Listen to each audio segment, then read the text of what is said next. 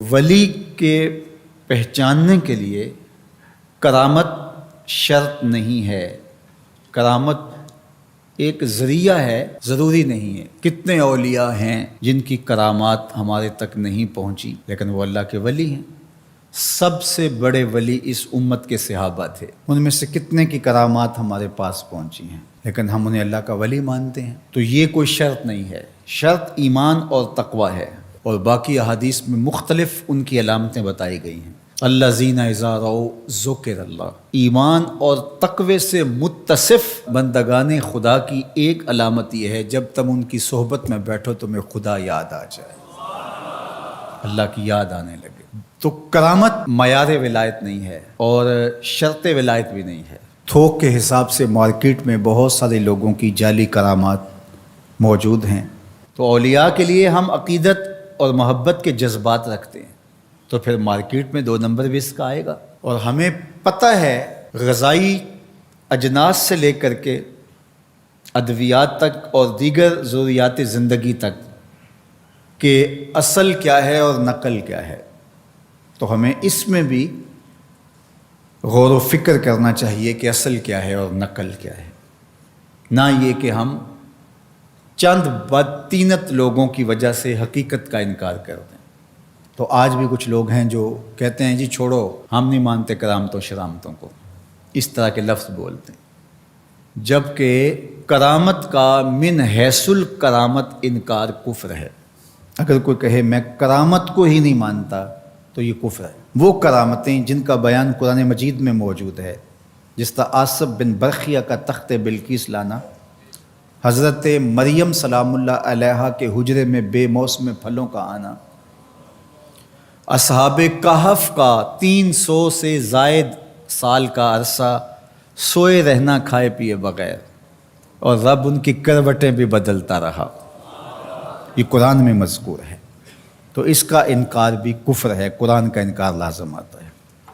اگر کسی کرامت کا بیان حدیث متواتر میں ہو تو اس کا انکار بھی کفر ہے، لیکن ایسی کوئی کرامت نہیں جس کا ذکر حدیث متواتر میں ہو۔ البتہ احادیث مشہورہ اور احادیث احاد میں کرامات کا بیان موجود ہے، تو ان کا انکار بھی گمراہی ہے۔ جس طرح وہ 3 لوگ جو غار میں پھنس گئے تھے، انہوں نے پھر دعائیں کی اور پتھر ہٹا، جریج کا واقعہ موجود ہے، صحابہ کی کرامات موجود ہیں، حضرت عمر کے رکے سے دریائے نیل کا چلنا، اس طرح جو مسلمہ بزرگ ہیں ان کی کرامات کا انکار کرنا محرومی ہے۔ لیکن یہ بات بھی ذہن میں رکھے کہ کرامت اللہ کی طرف سے بندے کو دی جانے والی ایک عزت ہے، لیکن ولی کی زندگی کا مقصود رضائے الہی کی طلب ہے، کرامتوں کی طلب نہیں۔ لیکن عمومی طور پہ ہمارے اسٹیجوں کے اوپر اولیاء کے حوالے سے جو بات کی جاتی ہے، بس آپ سننے کے لیے بیٹھے ہیں اور خطیب صاحب نے کان پہ ہاتھ دھرا اور 2-4 کرامتیں سنائی اور چلے گئے، معیار بتایا ہی نہ، جس کے نتیجے کے اندر بہت سارے عوام اس سے غافل ہوتے ہیں۔ میں اللہ کا شکر ادا کرتا ہوں کہ ہم نے ہمیشہ اس بات کا التزام کیا ہے کہ لوگوں کے سامنے پوری تصویر رکھیں، کیونکہ مجھے اس بات کا احساس ہے کہ آپ لوگ کتنی محنت کر کے کہاں کہاں سے چل کے آتے ہیں، پورے پاکستان میں بلکہ پوری دنیا میں ہم جہاں گئے ہیں، ہمارے سامنے جو لوگ آ کے بیٹھتے ہیں زیادہ تر طبقہ باشعور لوگوں کا ہوتا ہے، تو پھر ہماری ذمہ داریاں اور زیادہ بڑھ جاتی ہیں کہ ہم جو ہے وہ ان کے سامنے وہ بات کریں جو بات کرنی چاہیے۔ اس منبر سے آپ کو وہ چیز نہیں ملے گی جو عوام کی ڈیمانڈ ہوگی، وہ چیز ملے گی جو عوام کی حقیقی ضرورت ہوگی۔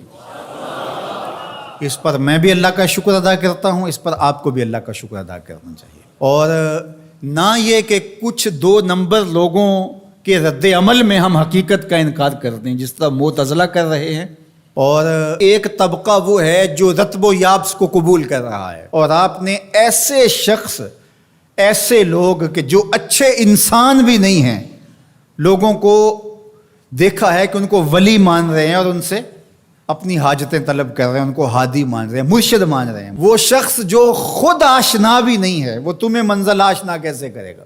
میں کتنے لوگوں کو جانتا ہوں جن کو فہم دین ہی میسر نہیں ہے. یہ میں ان لوگوں کی بات نہیں کر رہا جو منہ دراز ہیں اور بالکل ننگ دھڑنگ ہیں، ان کی بات نہیں کر رہا.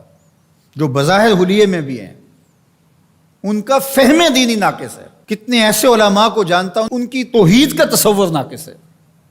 تو یہ بدبختی ہوتی ہے. اب وہ کیا کسی کی رہنمائی کریں گے؟ جو خود ڈوب رہا ہے وہ کسی کا ہاتھ کیسے پکڑے گا؟ لیکن عوام ظاہر ہے ان کے گرد آئے اور ان کا کاروبار چمک رہا ہے، اور کرامتیں ہیں کہ تھوک کے حساب سے بنتی ہیں، اور پھر اس کی مارکیٹنگ کرنے والے بھی ہوتے ہیں، اور پھر اسی بنیاد پر ہی جو ہے وہ ان کا سارا سلسلہ چلتا ہے. اللہ کے ولی یہ نہیں چاہتے کہ ہماری کرامات ظاہر ہوں اور لوگ ہماری طرف لپکیں ہماری کرامت کی وجہ سے. یہ نہیں ہے. الکرامات حیض الرجال.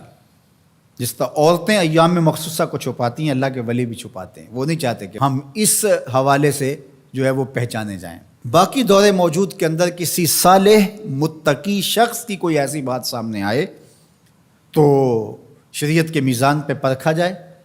اگر وہ شریعت سے متصادم نہیں ہے تو مان لینے میں کوئی حرج نہیں ہے. لیکن اگر کسی کی سمجھ میں نہیں بھی آتا تو فرق نہیں پڑتا. لیکن کسی ولی سے کوئی دشمنی نہ رکھے. جو کسی ولی سے دشمنی رکھے تو اللہ فرماتا اس کا میرے ساتھ اعلان جنگ ہے، تو وہ پھر شخص محروم کر دیا جاتا ہے.